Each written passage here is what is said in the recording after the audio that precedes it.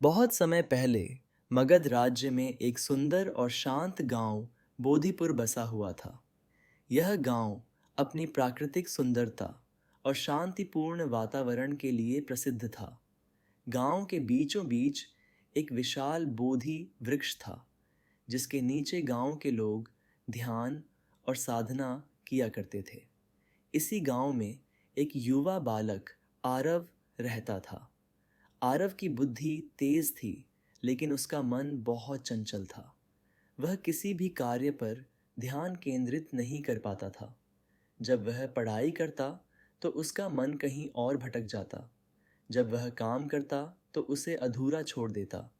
यह समस्या बढ़ती ही जा रही थी, जिससे उसके माता पिता चिंतित थे। एक दिन आरव ने सुना कि पास के वन में एक वृद्ध साधु रहते हैं, जो भगवान बुद्ध के अनुयायी थे और ध्यान विद्या में निपुण थे। यह जानकर आरव ने निर्णय लिया कि वह उस साधु के पास जाएगा और अपने मन को वश में करने की विधि सीखेगा। सुबह होते ही वह यात्रा पर निकल पड़ा। कई घंटों की यात्रा के बाद वह घने वन में पहुंच गया, जहां उसने साधु को ध्यान में लीन देखा। आरव ने झुककर प्रणाम किया और विनम्रता से कहा, गुरुदेव, मेरा मन बहुत चंचल है। मैं किसी भी कार्य पर ध्यान केंद्रित नहीं कर पाता। कृपया मुझे सिखाइए कि मैं अपने मन को कैसे नियंत्रित करूं और अपना फोकस कैसे बढ़ाऊं। साधु मुस्कुराए और बोले, बेटा, सबसे पहले तुम्हें यह समझना होगा कि मन को नियंत्रित करने के लिए उसे भूत और भविष्य के जाल से मुक्त करना आवश्यक है। हम अधिकतर या तो अतीत की यादों में खोए रहते हैं या भविष्य की चिंता में डूबे रहते हैं। लेकिन ध्यान केंद्रित करने के लिए वर्तमान में जीना अनिवार्य है। उन्होंने आरव को एक छोटे कटोरे में पानी दिया और कहा, इस कटोरे को लेकर गांव के चारों ओर घूमो और ध्यान रखना कि एक भी बूंद पानी गिरे नहीं। यदि गिरी तो तुम्हें पुनः प्रयास करना होगा। आरव ने कटोरा लिया और गांव की गलियों में घूमने लगा। शुरुआत में उसका ध्यान पूरी तरह कटोरे पर था, लेकिन जैसे ही उसने आसपास के लोगों को देखा, उसका ध्यान भटकने लगा और पानी छलक गया। वह निराश होकर वापस लौटा। साधु ने मुस्कुराकर कहा, यही तुम्हारा पहला पाठ है। अपने कार्य में पूरी तरह से लीन रहो।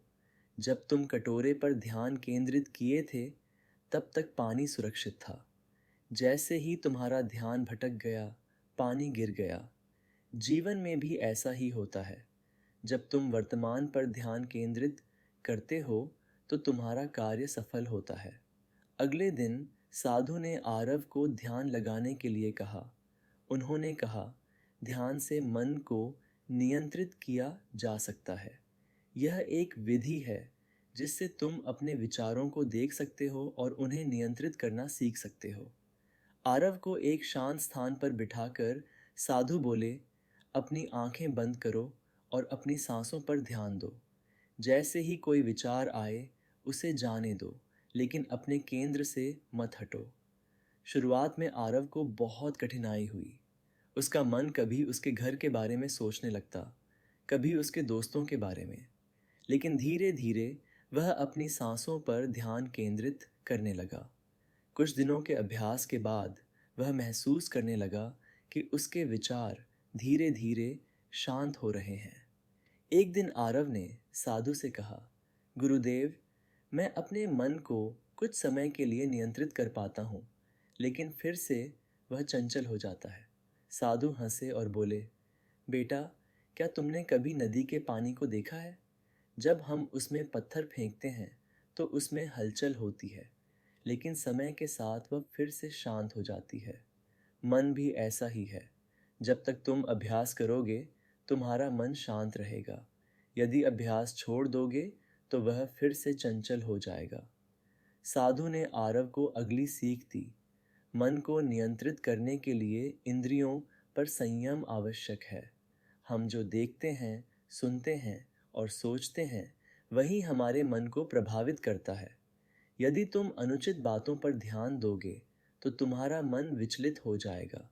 इसलिए सदैव शुद्ध विचारों को अपनाओ और अपने इंद्रियों को वश में रखो।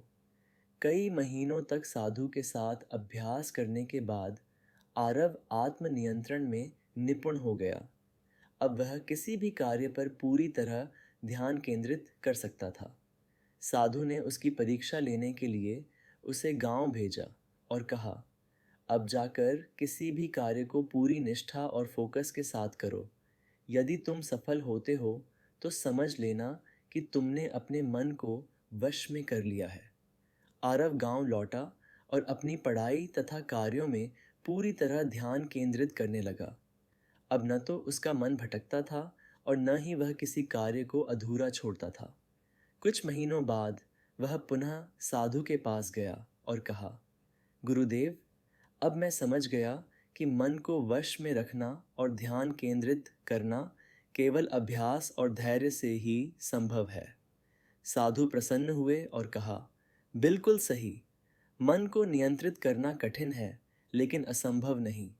यदि हम निरंतर अभ्यास करें, अपने विचारों को शुद्ध रखें और वर्तमान में जिएं, तो हम अपने मन को वश में कर सकते हैं और किसी भी लक्ष्य को प्राप्त कर सकते हैं। इस प्रकार आरव ने बुद्ध की शिक्षाओं के माध्यम से अपने मन को वश में करना सीखा और अपने जीवन को सफल बनाया।